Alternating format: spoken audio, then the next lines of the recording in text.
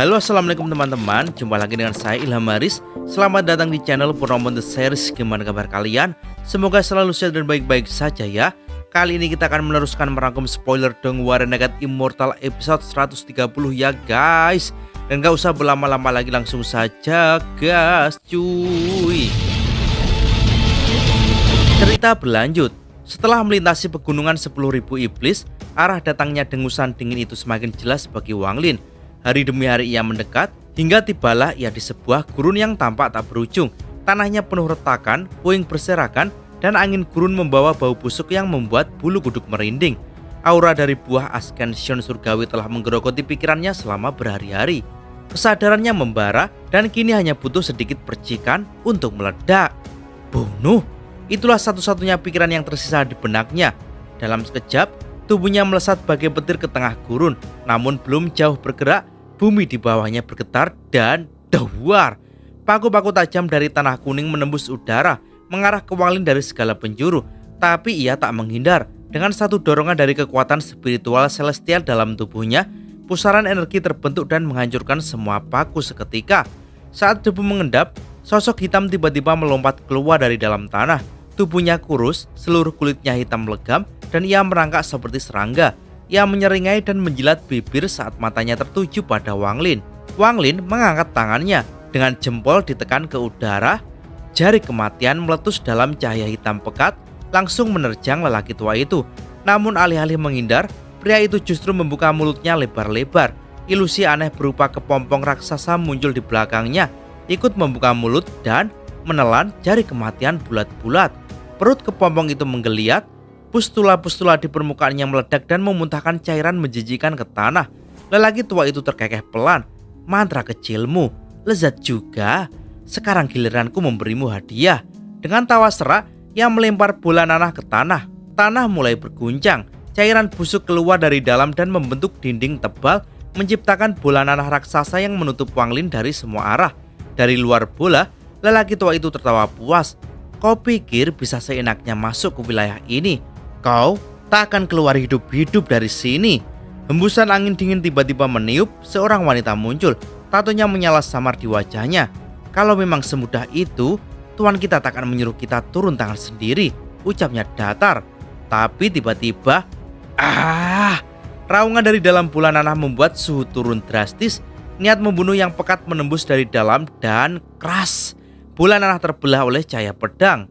Langit dipenuhi energi pedang. 3 senjata melayang keluar, pedang surgawi, pedang berjiwa iblis, dan pedang bulan sabit yang bernyanyi dengan aura dingin membekukan. Di belakang mereka berdiri Wang Lin, matanya merah menyala, aura pembantaian dan niat bertarung membakar udara. Ketiga senjata menembak ke arah musuh. Wanita bertato menghilang seketika. Lelaki tua itu menggertakkan gigi dan membentuk segel. Luka bumi, teriaknya. Tanah di sekelilingnya bergetar dan luka-luka aneh bermunculan dari tanah. Lalu, dawar, meledak bersamaan. Tapi di tengah ledakan, Suli Guo, roh konyol dari pedang surgawi, muncul sambil mengutuk. Meledaklah kau sendiri. Lelaki tua itu mencoba menangkap pedang itu dengan tangan kosong, tapi Suli Guo malah memperlambat gerakan pedangnya, menjebaknya. Dan saat lelaki tua itu lengah, pedang berjiwa domba jantan menikam dari belakang. Dengan langkah ringan, Wang Lin melayang di udara. Energi pembantaian mengalir di tubuhnya. Ia menekan ruang dan muncul di atas lelaki tua itu, langsung mencengkeram ilusi kepompong di belakangnya dan merobeknya keluar. Kepompong itu meledak, menyemburkan nanah, dan wush. Wanita bertato muncul, wajahnya pucat terkejut. Namun sebelum bisa bereaksi lebih jauh, pedang bulan sabit menghantam dan dia terpaksa mengangkat belati peraknya. Benturan logam menggema membuatnya terdorong mundur. Di sisi lain, Wang Lin kembali mengangkat jempolnya. Jari kematian melesat sekali lagi. Lelaki tua kembali mencoba menelannya, tapi cahaya hitam menembus mulutnya langsung. Seketika, wanita itu berubah menjadi angin dingin dan menyerbu Wang Lin dari belakang. Tapi Wang Lin tak menoleh. Ia hanya meraih tasnya dan menarik keluar cambuk jiwa, cambuk hitam legam yang menggetarkan jiwa. Cambuk menghantam wajah penjaga angin. Dia memengik dan terpental, terkejut dan mulai panik, tapi Wang Lin tak memberinya waktu. Telapak tangannya terangkat dan cetakan telapak tangan tanpa nama muncul. Dengan kekuatan pembantaian yang dahsyat, telapak tangan itu menembus udara dan mengejar penjaga angin yang kabur. Saat menyentuh tubuhnya, seluruh tubuh wanita itu meledak jadi angin dan darah. Wang Lin melangkah ke depan, 3 senjatanya berputar di udara mengiringi langkahnya. Di tanah hanya tersisa tumpukan daging dan mumi tua, sisa 2 lawan kuat yang kini hanya kenangan suram. Langkah Wang Lin terus berlanjut menuju kedalaman gurun dan rahasia yang lebih kelam lagi. Di dalam menara hitam yang menjulang, cahaya hantu berkedip seperti biasa, namun kali ini ada yang berbeda, ada ketakutan. Bahkan keberadaan spiritual kuno di sana tampak goyah. Itu bukan pertanda baik. Jejak tangan itu benar-benar miliknya. Mustahil. Apakah dia juga ada di tempat ini? Pikiran itu menggema dalam kesadaran menara. Sosok yang diingatnya terlalu mengerikan, terlalu menakutkan untuk sekedar dianggap kebetulan. Meskipun telapak tangan Wang Lin memiliki banyak perbedaan, sekitar 70% kemiripan itu tak bisa diabaikan. Tiba-tiba, sebuah teriakan mengguncang langit. Wang Lin? Suara itu seperti jutaan jiwa yang meraung bersamaan, membuat langit bergetar dan dunia seolah runtuh. Bahkan, jiwa asal Wang Lin goyah dan dalam kegilaan merah di matanya, secercah kesadaran kembali muncul. Ia berbalik, melihat awan hitam tebal bergulung di cakrawala, membawa tekanan luar biasa. Di bawahnya, seorang pemuda berjubah hitam berjalan perlahan. Mata pemuda itu menyala dengan kebencian yang membara. Wang Lin? Masih ingat aku? Wang Lin menatapnya dalam diam lalu berkata pelan, Hu Pao? Jadi kamu masih ingat? Seru Hu Pao dengan tawa gila. Awan hitam di atasnya meraung dan tekanan itu semakin menyesakkan. 10 tahun lalu, aku hanyalah bayangan di belakangmu. Tapi sekarang, kau tak lebih dari semut kecil di hadapanku. Wang Lin tetap tenang. Memang, aku tak pernah membayangkan ini. Hu Pao lalu mengatakan, ketika kau meninggalkan aku dan 13, kami sangat menderita. Aku disiksa, direndahkan, dilempar ke penjara bawah tanah tanpa harapan. Di mana kau saat itu, Wang Lin? Di mana? Hu Pao meledak dalam kemarahan. Suaranya bergema bersama teriakan jutaan fragmen jiwa di sekitarnya. Tapi Wang Lin hanya menatapnya tanpa berkata-kata, seperti menunggu badai itu mereda. Aku tak akan hanya membunuhmu, lanjut Hu Pao. Aku akan menyegel jiwamu, melemparmu ke penjara neraka, dan menyiksamu selama-lamanya. Aku akan menyerap semua jiwa dari suku pemurnian jiwa dan menjadi kaisar iblis pertama. Namun, Wang Lin akhirnya bersuara, tenangnya menusuk. Jadi, setengah dari alasanmu membenciku adalah dendam, dan setengahnya lagi karena takut ada yang bisa menguasai mantra pemurnian jiwamu selain dirimu sendiri, bukan? Hu Pao terdiam sejenak, terlalu jujur. Lalu dia tertawa lagi, getir dan penuh hasrat. Tapi kau salah besar. Dengan 100 juta fragmen jiwa ini, aku akan... Sebelum dia bisa menyelesaikan kalimatnya, Wang Lin mengangkat tangannya dan menunjukkan sebuah simbol. Seketika, sejuta jiwa yang menyerbu berhenti di udara, gemetar seperti anak-anak yang melihat orang tua mereka. Wang Lin melambaikan tangannya pelan, para jiwa itu membungkuk. Bahkan mereka tahu inilah tuan sejati mereka. Tidak mungkin, Hu Pao berteriak, mencoba mengendalikan mereka kembali. Tapi semua sia-sia. Wang Lin telah menanam celah tersembunyi dalam mantra pemurnian jiwa. Sesuatu yang hanya bisa dilakukan oleh pewaris sejati dari sekte pemurnian jiwa. Awan hitam yang tadi mengancam kini mengelilingi Wang Lin dengan rasa hormat mendalam. Hu Pao terguncang. Itu tidak mungkin. Dia bilang kelemahannya sudah diperbaiki. Penolongku bilang. Tapi kini semuanya jelas. Orang itu membohonginya dan Wang Lin, dia adalah penguasa sebenarnya. Dalam amarah dan rasa hancur, Hu Pao berteriak, aku akan membunuhmu. Tapi Wang Lin hanya menghela nafas. Ia mengibaskan lengan bajunya dan memanggil bendera 1 miliar jiwa. Dalam sekejap, 100 juta jiwa menyatu menjadi satu entitas murni seperti kristal dan langsung melesat memukul Hu Pao. Madohuar. Tubuh dan jiwa Hu Pao hancur lenyap tanpa jejak. Wang Lin mengangkat bendera dan jiwa-jiwa itu masuk dengan tenang. Ia menatap jauh ke depan ke arah menara hitam yang penuh dengan energi iblis sejati. Sesuatu yang bahkan membuat tubuhnya menggigil. Di bawah menara berdiri seorang pria tua berzirah hitam. Mereka saling memandang. Tak ada kata, hanya tekanan mematikan yang perlahan menyelimuti udara. Langkah pria tua itu menyebabkan tanah bergetar hebat. Wang Lin menyipitkan mata. Bukan dia, bukan kekuatannya. Itu zirah iblis yang melindunginya. Tubuh Wang Lin bergetar. Buah ascension surgawi yang ia makan sebelumnya terus mencoba menariknya kembali ke kegilaan. Tapi Wang Lin menolak. Dengan nafas dalam, Dia mengangkat tangan kanan dan menunjuk ke langit. Sebuah sungai besar muncul di langit, mengalir seperti aurora surgawi.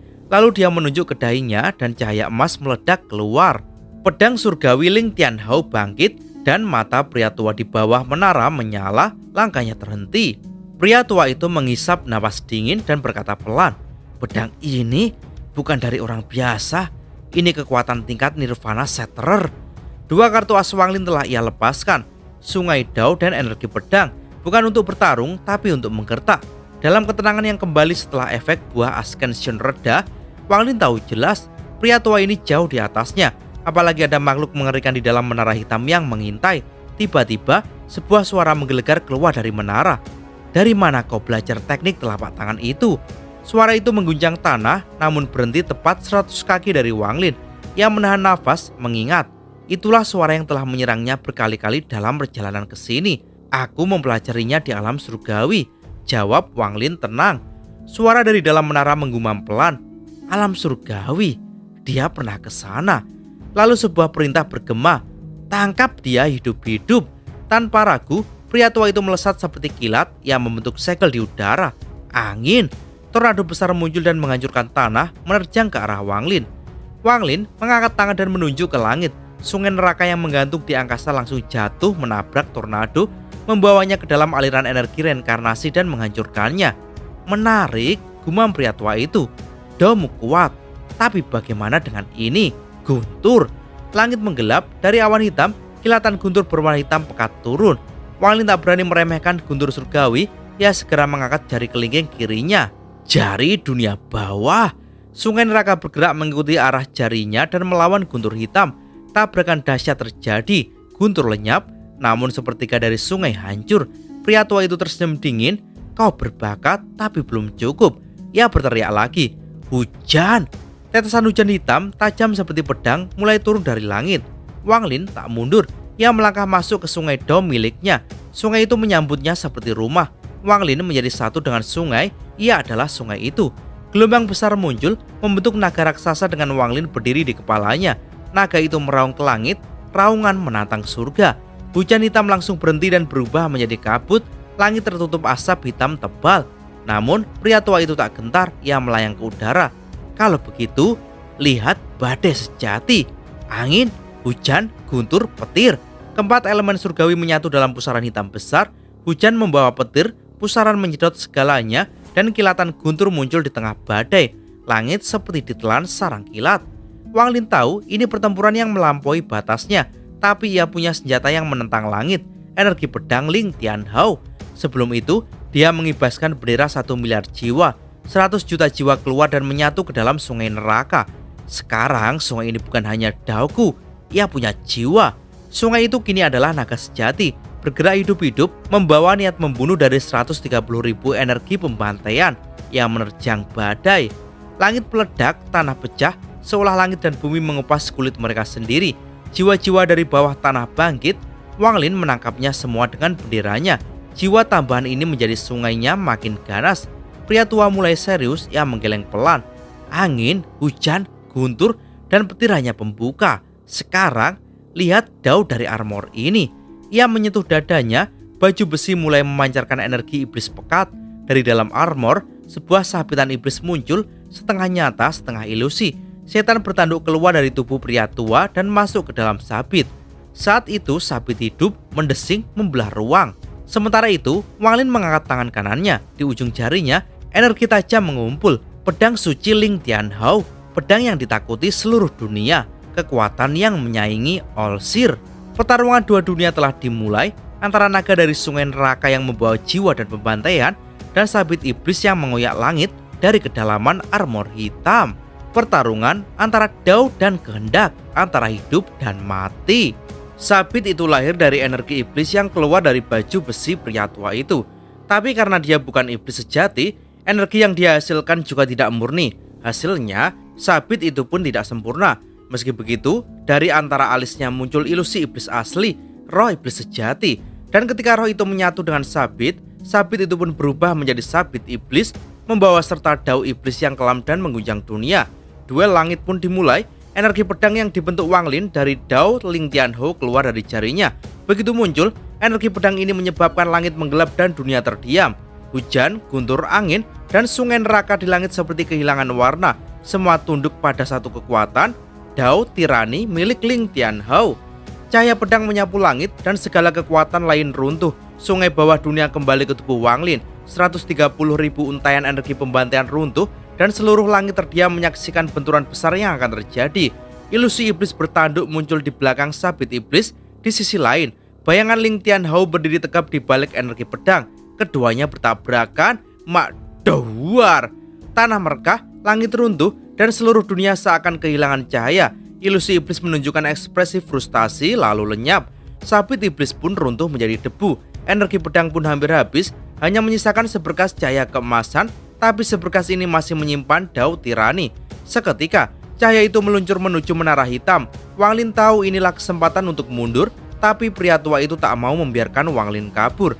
Dia mengejar, namun pada detik terakhir, energi pedang menghantam menara, retakan muncul. Dari balik menara, suara lembut tapi penuh kekuatan terdengar. Energi pedang ini bahkan lebih kuat dari aku di masa jayaku. Namun tak lama setelahnya, energi iblis keluar dari menara dan meresap ke dalam tubuh pria tua itu. Tubuhnya membesar menjadi raksasa setinggi 30 kaki. Tanduk hitam tumbuh dari dahinya. Ia bukan lagi manusia, ia telah menjadi iblis sejati. Melihat ini, Wang Lin tahu waktunya habis. Dalam kepanikan, dia mengambil pil jiwa darah dan berteriak ke dalam tas penyimpanannya.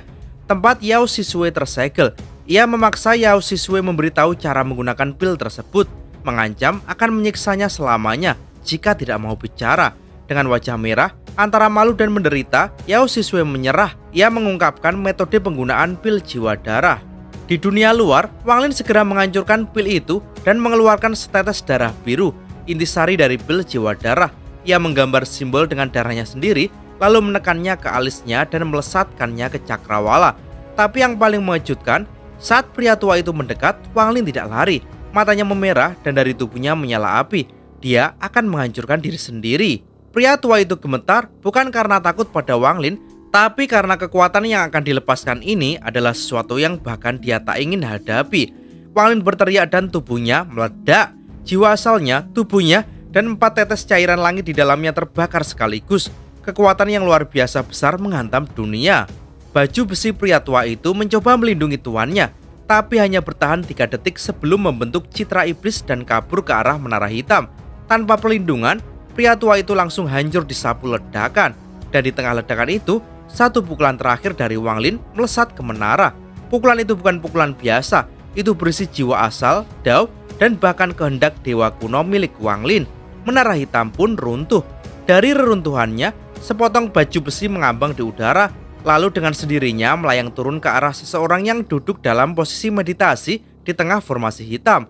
Tato emas ungu menyala di tubuhnya. Saat baju besi dikenakan olehnya, orang itu membuka matanya. Ratusan kilometer jauhnya, setetes darah biru muncul dari kehampaan dan perlahan berubah menjadi sosok Wang Lin. Dengan wajah serius, ia meraih udara kosong dan puff, kantong penyimpanannya muncul. Ia langsung mengenakan jubah biru, melangkah ke depan lalu menghilang dalam serangkaian teleportasi cepat. Detik berikutnya, Wang Lin sudah berada ribuan kilometer jauhnya, meluncur lurus ke ibu kota negara setan langit. Tubuhnya belum sepenuhnya pulih, namun pil jiwa darah yang ia gunakan di ambang kematian sebelumnya telah menunjukkan efek ajaib. Selain menyelamatkannya, pil itu memungkinkan Wang Lin untuk mengakses kembali kekuatan dan benda yang tersimpan di kekosongan yang tersambung dengan jiwanya. Teknik langka ini pernah digunakan oleh Yao Sisue sendiri.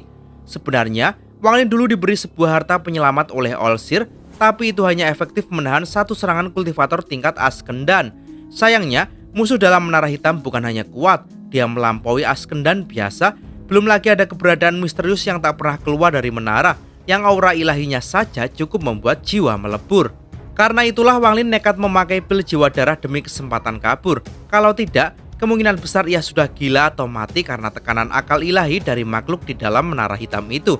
Meski ia selamat, Wang Lin tahu betul jika efek buah Ascension surgawi dalam tubuhnya hilang dan makhluk itu menyerangnya lagi, maka nyawanya nyaris pasti habis. Ia harus bertindak sebelum itu terjadi. Maka ia meluncur secepat kilat, teleportasi demi teleportasi menuju kota iblis langit. Ia masih punya satu harapan lagi, meminta bantuan dari setan kuno. Ia mengingat janji yang belum ditunaikan sejak 10 tahun lalu. sebelum ia menembus tahap Askendan. Kali ini ia tak bisa menunda lagi.